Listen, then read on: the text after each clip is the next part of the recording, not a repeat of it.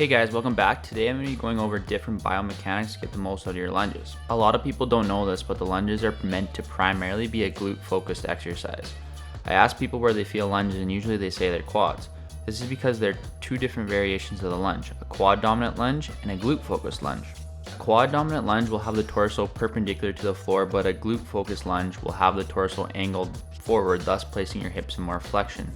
More hip flexion is needed to place more emphasis on the glutes, especially the low glutes. The deeper you are in hip flexion, the more your lower glute will be working.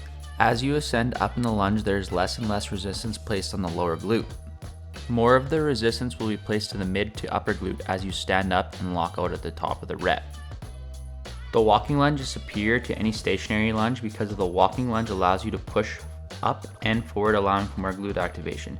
If you were in a stationary position, you can't push forward, thus meaning you push straight up and missing out on that extra push and putting more emphasis on your quad on the concentric.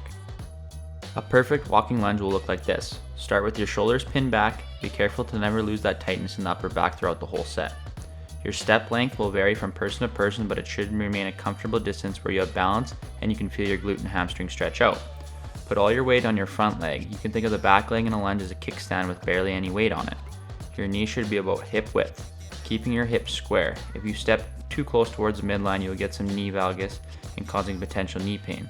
Then think about tucking your butt underneath as you descend into the lunge. So after tucking your butt as you descend, you will want to control the eccentric and slow it down to get the most activation of your low glute at the bottom. Your torso will be slightly leaned forward at the bottom position with your knee over your ankle. Then push forward and up out of the bottom of the lunge. If you experience any knee pain at all during walking lunges, I recommend starting off with a reverse lunge that will put less demand on the knee joint. Common mistakes. Mistake number 1, not getting depth. Yes, more range of motion will boost hypertrophy, and I like to stop about 1 inch from the ground. Mistake number 2, too short of a step. Too short of a step will not stretch out the glutes or adductors as efficiently. Mistake number 3, thinking there's only one way to lunge. So there's actually multiple different ways to lunge. This way works for me, and I get the most activation out of my low glute out of this one. So that's what I'm primarily trying to target for this exercise tutorial today.